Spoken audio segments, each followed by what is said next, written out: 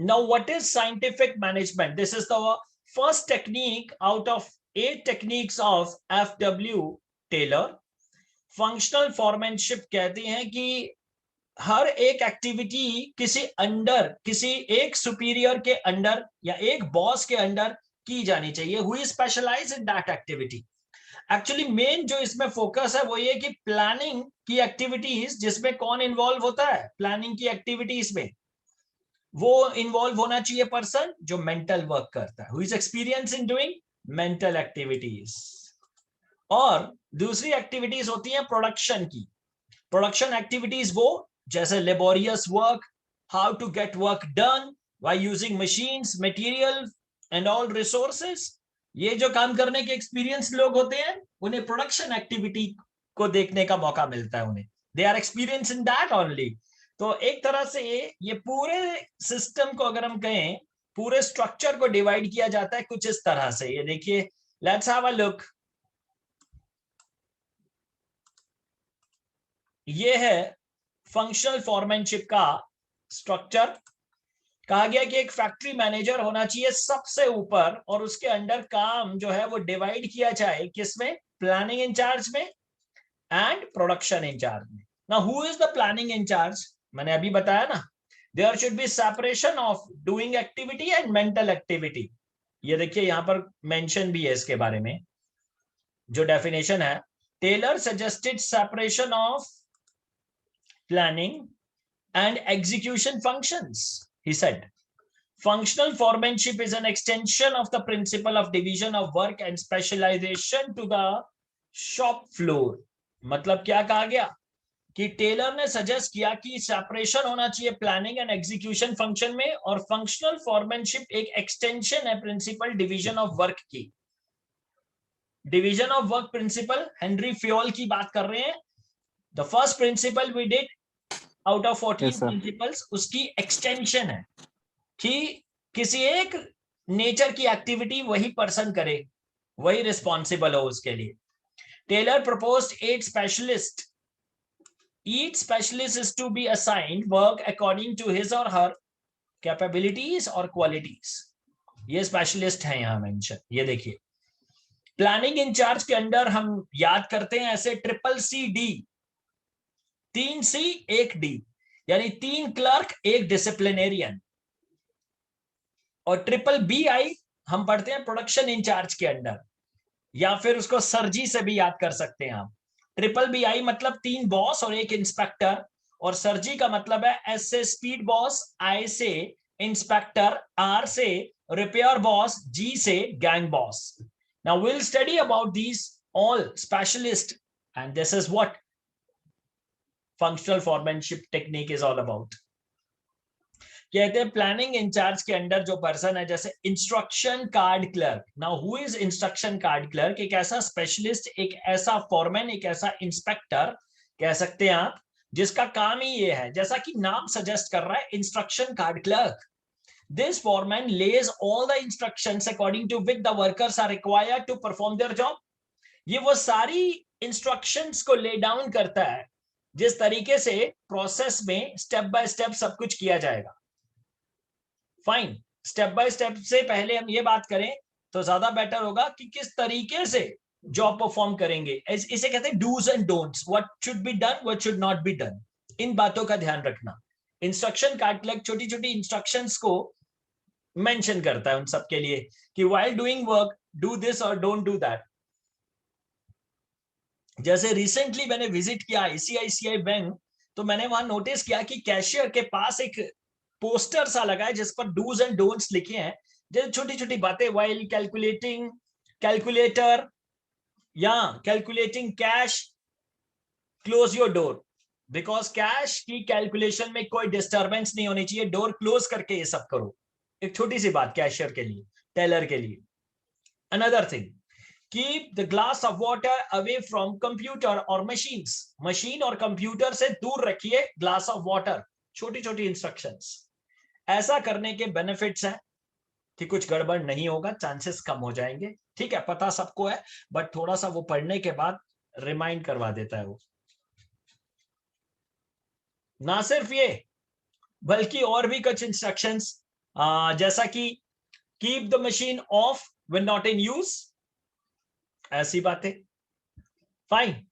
ये और भी कुछ इंस्ट्रक्शन हर काम में दी जा सकती हैं, और इंस्ट्रक्शन कार्ड क्लर्क का मतलब यानी उसका काम यही होता है, ये ऐसा फॉरमैन है जो इंस्ट्रक्शंस ले डाउन करता है व्हाइल डूइंग वर्क। तो बहुत इंपॉर्टेंट है ये। नेक्स्ट आता है रूट क्लर्क। रूट सेट करता है कि रॉ मटेरियल किस रूट से कैसे पास होगा। He decides the route through which the raw material will pass. उसके लिए वो रूट शीट तैयार करता है, जैसे कि फॉर एग्जांपल डिलीवरी रूट वो रॉ मटेरियल की कहां होगी, स्टोर कीपर में। Who will take that raw material into store की स्टोर हाउस, या जिसे कहते हैं स्टोर में रखना स्टॉक को। Then who will release from the store to another person. ये सारा रूट सेट करता है। डिलीवरी होने तक रॉ मटेरियल से लेकर फिनिश प्रोडक्ट की डिलीवरी तक रूट सेट किया जाता है। And who is responsible, obviously root clerk, नाम से ही पता चल रहा है। Time and cost clerk set करता है टाइम टेबल क्या है हर एक्टिविटी को करने का, हर जॉब को करने का, और स्पेसिफाई करता है कि क्या मटेरियल, क्या लेबर और क्या कॉस्ट होनी चाहिए, किस कॉस्ट पर प्रोडक्शन की जानी चाहिए for every unit, for each unit. Fine. तो ये काम है टाइम एंड कॉस्ट क्लर्क का। अगर डिले होता है तो he will be called why the delay was there, what was the cause of delay, what you were doing, he is answerable। Cost clerk भी नाम है इसका इसलिए क्योंकि कॉस्ट को देखता है कि किसी भी तरह जो एक पर्टिकुलर कॉस्ट है उससे इंक्रीज नहीं होनी चाहिए। हाँ। Disciplinarian, name suggest discipline maintain करना, कहता है कि ये सब में एक लिंक बनाकर रखता है, कॉर्डियल रिलेशंस के लिए रिस्पॉन्सिबल है। ही डू नॉट, जिसे कहते हैं he does not let the spark to become fire. कभी भी ये इस चीज का ध्यान रखता है कि छोटी सी बात बहुत बड़ी ना हो जाए, उसको वहीं सेटल कर दिया जाए। He also offers immediate solution to clashes and also lays down penalties for those not maintaining discipline। जो लोग डिसिप्लिन मेंटेन नहीं करते हैं उनके लिए ये पेनल्टीज भी लगा सकता है, इसको थोड़ी पावर्स भी दी जाती है, और क्लैशेस को वहीं खत्म करने की जिम्मेदारी डिसिप्लिनेरियन की है कि रूल रेगुलेशंस को फॉलो करें, कुछ गड़बड़ ना हो। ये चार प्लानिंग इंचार्ज के अंडर आते हैं। फाइन। फिर आते हैं प्रोडक्शन इंचार्ज के अंडर, जो हमने किया सरजी या triple B I. Speed boss maintains the plan speed of production and also investigates कि why the process is going on slow, क्यों धीरे हुआ प्रोसेस, क्यों नहीं टाइम पर चल रहा, स्पीडीली काम करवाने के लिए रिस्पॉन्सिबल है। Gang boss makes arrangement for machines, material, tool and equipments that they are required by the workers for doing the job। किसी जॉब को करने के लिए वर्कर्स को क्या क्या टूल इक्विपमेंट्स चाहिए, इन चीजों का ध्यान रखने के लिए गैंग बॉस है। Fine. Then comes repair boss. Repair boss की क्या ड्यूटी है, कहते हैं रिपेयर बॉस मेंटेन करता है मशीन, टूल, इक्विपमेंट को बिल्कुल अप टू डेट रखना, उनके प्रॉपर मेंटेनेंस करना। फाइन। कुछ गड़बड़ है, ऑयलिंग चाहिए, क्लीनिंग चाहिए, ग्रीसिंग, रिपेयर, मेंटेनेंस, इन सब के लिए रिस्पॉन्सिबल रिपेयर बॉस है। वो ये उनके मिसयूज को भी, जैसे कहते हैं ना टूल एंड मशीन्स के मिसयूज को भी रोकता है। हाँ बोलिए हर्ष, कुछ कह रहे हैं आप? सर मैं ये कह रहा था जैसे रिपेयर बॉस है, इसका भी कोई मतलब कोई इंसान होगा जो जॉब कर रहा है, तो ऐसा तो है नहीं कि रोज ही मशीन्स खराब रहती हैं, मतलब उसने हफ्ते में एक बार चेक कर लिया तो बाकी के दिन में क्या बहुत करेगा सही फिर वो। सवाल उठाया यहाँ पर हर्ष ने। मैं आपको ये कहना चाहता हूँ हर्ष, एक बार हमें जो ये ना ये विजुअलाइज करके देखना है कि हर 10, 20 या 30 एम्प्लॉइज काम नहीं कर रहे हैं। ये टाटा जैसी बहुत बड़ी कंपनी है, ये विजुअलाइज करिए माइंड में और तब इसके आंसर ढूंढिए। मैं आपको बताता हूँ thousands of people are working under one roof. जहां पर ऐसा हो रहा है हजारों लोग काम कर रहे हैं, हजारों मशीनें पड़ी हुई हैं, उन मशीन्स में कुछ ना कुछ गड़बड़ डेली की मेंटेनेंस आती रहती है। आप सोचो हमारे घर में ही कई बार ऐसा होता है कि आए दिन कभी ना कभी कुछ रिपेयर कहीं ना कहीं चाहिए होता है। एक छोटे से एक घर में, एक घर की बात कर रहे हैं, और यहाँ हजारों लोग काम कर रहे हैं, जहां पर एक बॉस नहीं होगा रिपेयर बॉस, यहाँ 30-40 रिपेयर बॉस होंगे जिसके अंडर 30-30, 20-20 और वर्कर्स होंगे। ये रिपेयर बॉस कम पड़ जाते हैं, इनके पास इतना काम होता है कि दिन रात ये बिजी रहते हैं इसी चीज में। इसका मतलब ये नहीं कि उन्होंने बिल्कुल थर्ड क्वालिटी की या बिल्कुल बेकार मशीन्स यूज की हुई हैं, ना ना ना, जहां मशीनें धड़ाधड़ तेज चल रही हैं उनमें मेंटेनेंस भी रोज के रोज चाहिए होती है, ऐसा। अब आपको मैं ये ओके बता सर। दूं, यहाँ टू लाइंस के अंदर तो सिर्फ हम इतना ही बता पाए, इसको प्रैक्टिकली बताता हूं आपको। कई कंपनीज में जेनसेट होता है और उन इंडस्ट्रियल एरिया में लाइट आती नहीं है, तो उन जेनसेट, उन जनरेटर में कई लोग पेट्रोल से चलाते हैं, कई लोग डीजल से चलाते हैं, और कई तो हर समय अरेंजमेंट चाहिए होता है कि पेट्रोल रहे, डीजल इतना सफिशिएंट रहे और वहां पर ऑन करने वाला हो। कभी किसी जेनसेट में कोई प्रॉब्लम आ गई, कभी कोई मशीन में प्रॉब्लम, कभी कंप्यूटर्स में प्रॉब्लम, ये लगा रहता है।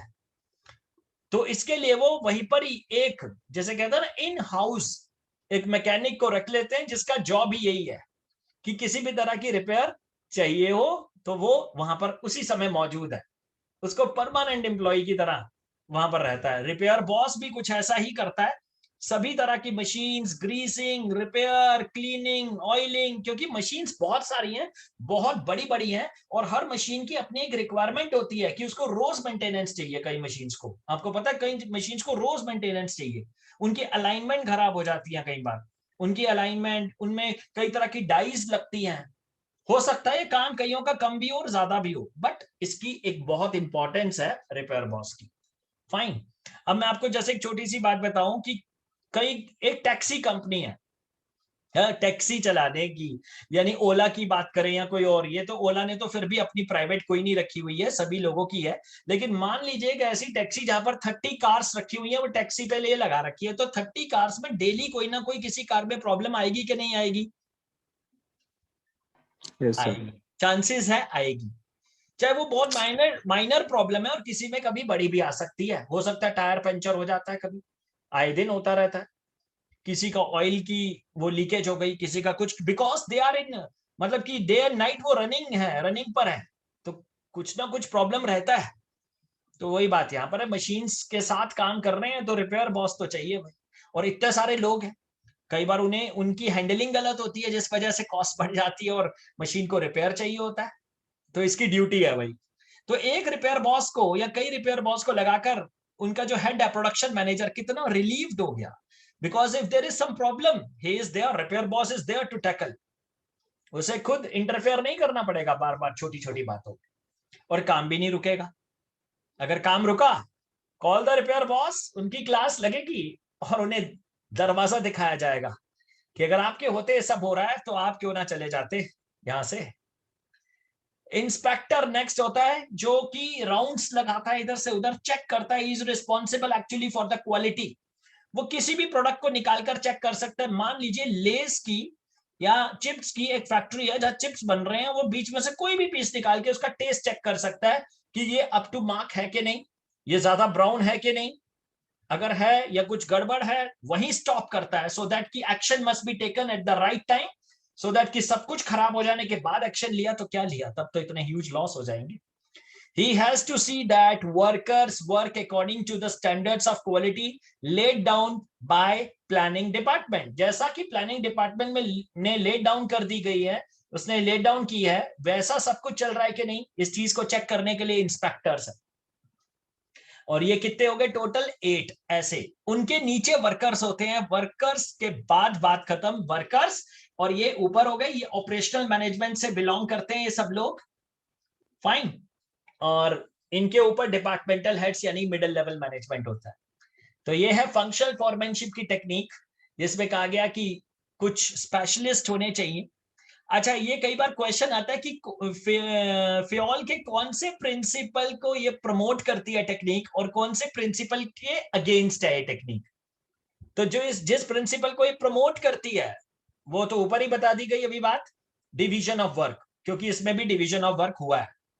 और कौन से प्रिंसिपल के अगेंस्ट है, कोई कह सकता है मुझे, यहां पर बता सकते हैं?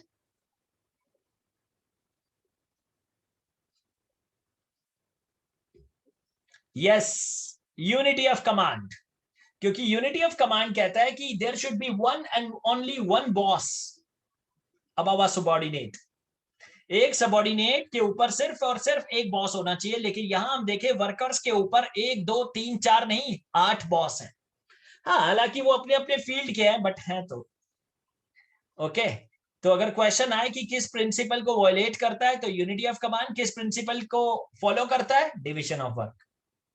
हो जाएगा, हो जाना चाहिए। Sir next comes method study. देखो मेथड क्या है? किसी काम को करने के वेज कितने हो सकते हैं? एक या ज्यादा? ज्यादा। There can be many ways of doing a job, but the best way must be selected. किसी काम को करने के तरीके तो बहुत हो सकते हैं, लेकिन सबसे बेस्ट तरीके को सिलेक्ट किया जाना चाहिए और इंप्लीमेंट किया जाना चाहिए, ऐसा कहा गया। कहते हैं the objective of method study is to find out one best way of doing the job. There are various methods of doing the job. किसी जॉब को करने के तरीके बहुत हो सकते हैं। To determine the best way there are several parameters. आप कैसे चेक करोगे कि सबसे बेस्ट वे कौन सा है? कहते हैं right from procurement of raw material till the final product it is delivered to the customer, every activity is a part of method study। हर activity method study का एक part है। कहते हैं objective of this is to minimise the cost of production. इसका मकसद एक ही है, कॉस्ट ऑफ प्रोडक्शन को मिनिमाइज करो और quality and satisfaction of the customer maximise करो। फाइन, कॉस्ट कम, क्वालिटी मैक्सिमम, यही तो होना चाहिए। यही मेथड सबसे बेस्ट होगा जो इस चीज को फॉलो करवा रहा है। ओके आप ऐसा किसी में भी देख सकते हैं, चाहे वो बर्गर किंग है, मैकडोनल्ड्स है, डोमिनोज है, पिज्जा हट है या व्हाटएवर, कैसी भी ऑर्गेनाइजेशन है, कैसे भी प्रोडक्ट्स में डील करती है, पर मोटिव एक ही है, maximise the quality and satisfaction, minimise the cost. Done, हो जाएगा। Next comes motion study. Now motion study is what? Motion movements को कहते हैं, मूवमेंट्स ऑफ द लिम्स, हाथ पांव की मूवमेंट, यानी कि study of movements like lifting, putting objects, sitting, changing the positions etcetera which are undertaken while doing a typical job. किसी job को करते समय किन किन बातों का ध्यान रखना है, कैसे मूवमेंट्स वही करनी चाहिए जो नीडफुल है। अदरवाइज अगर हम उन्हें नहीं कर पाएंगे, उन्हें नहीं करेंगे फॉलो जो जरूरत है, तो टाइम वेस्टेज होगा। Its main aim is to avoid and eliminate useless and unproductive movements so as to find out the best way to do a particular job। किसी भी जॉब को करने का सबसे बेस्ट तरीका फाइंड किया जाना चाहिए और फॉलो किया जाना चाहिए। ये हमने ऊपर ही पढ़ा मेथड वाली बात। अब मेथड वाली बात इसी से जुड़ी हुई है, मोशंस, किन जिसे कहते हैं अननेसेसरी मूवमेंट्स को रिप्लेस किया जाए। फॉर एग्जाम्पल एक बात बताता हूं मैं, अगर एक कंपनी, एक ऑर्गेनाइजेशन या एक फर्म में जो मशीनों पर काम करने वाले लेबर हैं, जो वर्कर्स हैं, वो पानी पीने के लिए थोड़े समय बाद या 1 आवर में 2-3 टाइम्स हो सकता है, या 3 आवर्स में 1-2 टाइम्स जाते हैं, कहां? ऊपर वाली फ्लोर में। तो क्या वाटर कूलर या पानी का अरेंजमेंट पास नहीं कर देना चाहिए, जिससे कि ये टाइम की सेविंग हो, उनकी मोशंस की सेविंग हो, जिससे कि उनकी एफिशिएंसी अफेक्ट हो रही है? कर देना चाहिए। क्या रॉ मटेरियल उनके बिल्कुल जहां से वो असेस कर सकते हैं इजीली, पास नहीं होना चाहिए? होना चाहिए। इस तरह के अगर मूवमेंट्स को थोड़ा सा सेव किया जाए तो उससे उनकी एनर्जी लेवल भी बढ़ेगा, स्टेमिना बढ़ेगा, और उनकी मूवमेंट्स के कम होने की वजह से टाइम की वेस्टेज भी कम होगी। Isn't it? टेलर बहुत साइंटिफिक अप्रोच रखता था, वो स्टॉप वॉचेस का यूज करता था, कई सिंबल्स का यूज करता था, कलर स्कीम्स का यूज करता था डिफरेंट मोशंस को आइडेंटिफाई करने के लिए, और उन्हें स्ट्रिक्टली अप्लाई करता था। वो देखता था कि किस कलर के लिए कौन सी मूवमेंट है, उन्हें कैसे किया जाना चाहिए डिफरेंशिएट, और उन्हें कैसे रिमूव किया जा सकता है, और उसके बाद भी काम पर कोई इफेक्ट नहीं पड़ा, क्वालिटी पर कोई इफेक्ट नहीं पड़ा। अगर वो कुछ मोशंस कम की जा सकती हैं तो क्यों ना की जानी चाहिए। तो यूजलेस और अनप्रोडक्टिव मूवमेंट्स की वजह से ना सिर्फ टाइम की वेस्टेज होती है, स्टेमिना की वेस्टेज होती है, बल्कि एक एफिशिएंट एम्प्लॉई अपनी बेस्ट परफॉर्मेंस भी नहीं दिखा पाता। मोशंस वो करनी चाहिए जो रिक्वायर्ड है। नेक्स्ट आता है time study. It is the technique used to measure the time taken by an average worker having reasonable skill and ability to perform various element of a task in a job। क्या कहा गया? Time study एक ऐसी technique है जो क्या major करने के लिए काम आती है? Time taken by an average worker, token लिखा है, मैं कुछ स्पेल्स को ठीक कर दूंगा इन्हें, having reasonable skill and ability to perform various element of task in a job, मतलब कि हर एक्टिविटी को करने का एक स्टैंडर्ड टाइम होता है, इसे नोटिस किया गया ना सिर्फ मिनट्स ना सिर्फ सेकंड्स बल्कि नैनो सेकंड्स के फॉर्म में, और ये देखा गया कि कैसे कुछ सेकंड्स बचाकर हम कितने साल बचा सकते हैं कंपनी के। फॉर एग्जाम्पल टेलर ने खुद ऑब्जर्व किया, सर पर खड़े होकर यानी कि स्टॉप वॉच लेकर स्टार्ट और स्टॉप करता था एक एफिशिएंट एम्प्लॉय से काम करवाते हुए, और ये देखा जाता था कि कैसे कुछ एक्टिविटीज को एलिमिनेट करके जिससे कि काम पर कोई फर्क नहीं पड़ा, 5 सेकंड्स भी अगर बचाए गए हैं तो बहुत बड़ी बात। आप सोचो, एक 1 आवर में 5 सेकंड्स का बचने का मतलब हुआ 8 आवर्स में 8 इंटू 5 40 सेकंड्स, और 1000 एम्प्लॉय काम कर रहे हैं, 1000 इंटू 40 सेकंड्स कर दो, आवर्स में कन्वर्ट कर सकते हैं इजीली। उसको मल्टीप्लाई बाय 30 डेज करो, उसको मल्टीप्लाई बाय 365 डेज करो, एक साल में कितने सेकंड्स बच गए आपको पता है? ऐसे और भी कितने साल बचाए उसने कंपनी के, इस तरह की कैलकुलेशंस करके। ओके है ना, कितनी interesting time study. Time study का मोटिव क्या है? Its aim is to find out the minimum time a worker takes to complete a particular job. It also help in determining fair day's work.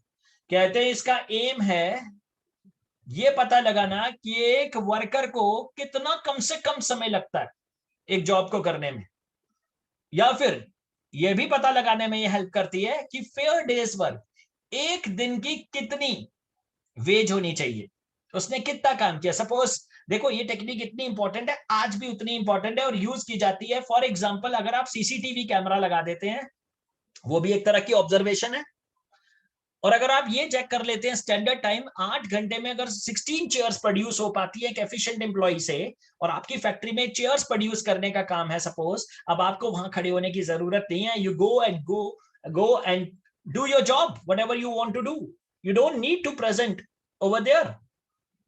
हाँ बस शाम को आकर check करो कि सबने कितना काम किया, आप पाएंगे कि हर एम्प्लॉय ने अगर 16 चेयर्स प्रोड्यूस की है 8 आवर्स में, दैट इट्स फाइन। किसी ने 17 किए हैं, उसे फीडबैक दो पॉजिटिव, और किसी ने बहुत कम किए हैं, अगर मान लो 12 या 11, so you can point him out कि why you have done this, because 16 chairs का तो स्टैंडर्ड टारगेट है, स्टैंडर्ड टाइम है, स्टैंडर्ड आउटपुट है। ऐसा करने से उस पर्सन को पता चल जाएगा कि यू आर कीपिंग एन आई, उसके काम पर आप नजर रख रहे हैं, और नेक्स्ट टाइम वो बहुत ही ध्यान रखेगा इस बात का, है ना। कितनी इजीली बात, आपको पता है कि एक व्यक्ति कितना काम करता है 8 घंटे में, उस हिसाब से आपने उस पर्सन की परफॉर्मेंस को चेक किया कंपैरिजन करके, एंड आप इजीली इस चीज को इंप्लीमेंट कर सकते हैं। यही इस टेक्निक का फायदा है जिसे कहते हैं time study. Yes sir. And next is fatigue study. Fatigue study बड़ी इंपॉर्टेंट है, बड़ी इंटरेस्टिंग है।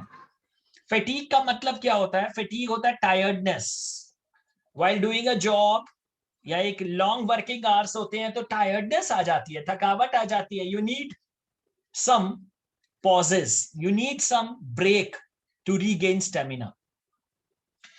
यहां देखो, अब मूवी देखते हो तो उसमें भी इंटरवल आता है कि भाई उठ जाओ पॉपकॉर्न खा लो।